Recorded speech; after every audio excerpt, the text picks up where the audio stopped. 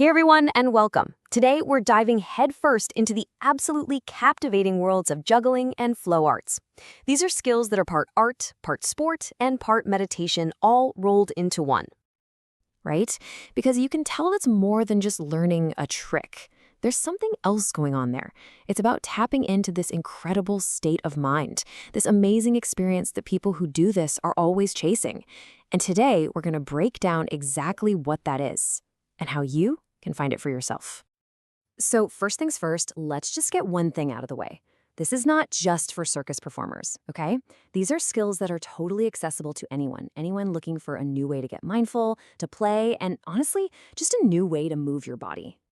And this phrase right here, moving meditation, man, that really hits the nail on the head.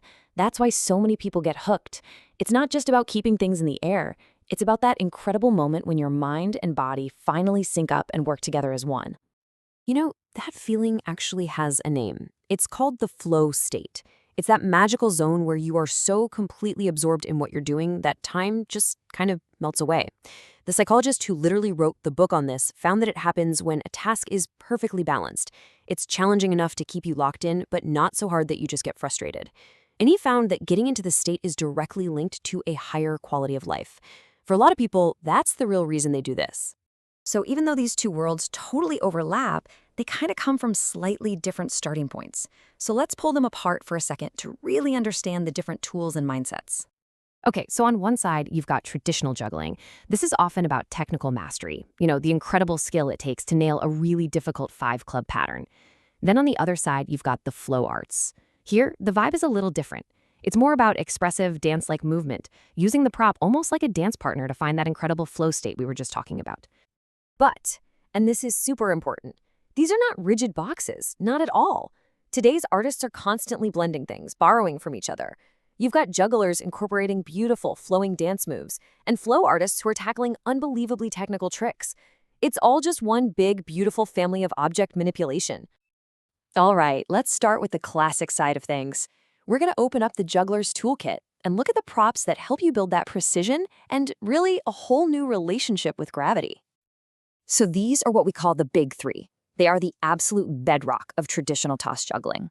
You have balls, which are perfect for learning patterns, rings, which look amazing as they slice through the air, and clubs, which bring in all these cool, complex spins and catches. If you've ever seen a classic juggler, you've definitely seen one of these. And out of those three, juggling balls are pretty much the universal starting point for everybody. Why? Well, because their simple shape lets you focus completely on the fundamentals, the timing, the rhythm, the accuracy. And, get this, a cool side effect? Studies have actually shown that learning to juggle can increase the gray matter in your brain. How cool is that? It can literally improve your memory and focus. And starting out is so accessible. You can get a decent set of beginner beanbags, they're sometimes called thuds, for less than a fancy coffee. So there's really no financial barrier to just giving it a try. So how do you actually get started? This right here is the 3-ball cascade. It's the foundation for almost everything else in juggling. You just start with 1 ball, tossing it back and forth to get the arc right. Then you add a 2nd ball to nail the timing, the throw, catch rhythm. And then finally, you bring in the 3rd. I know it looks complicated, but when you break it down like this, it's really just a simple puzzle that anyone can solve. Okay, let's cruise over to the other side of the spectrum now. We're shifting gears from that technical tossing into a world that's all about expressive, continuous, flowing motion. And a perfect example of this is poi. I mean, poi has such a rich and incredible history.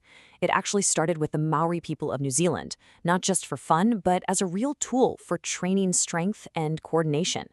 And from those amazing cultural roots, it has just exploded across the globe and become one of the most iconic flow props out there today.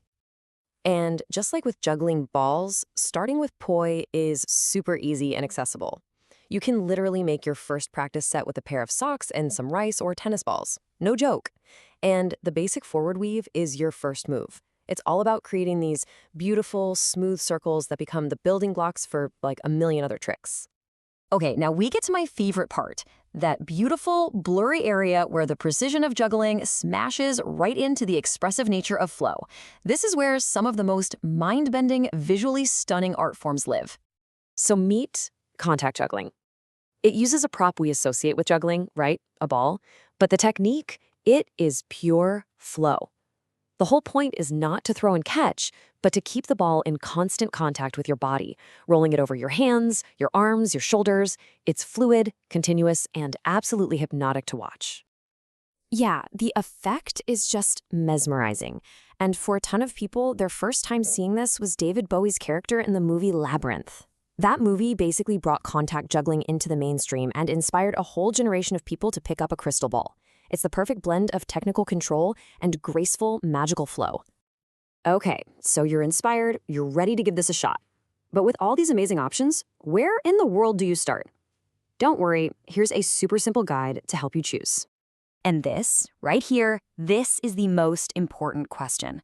The right prop for you isn't the one that looks the hardest or the most impressive. It's the one that just looks fun. The one that gets you excited to practice. That's it. That's the secret. Think of this chart as your roadmap.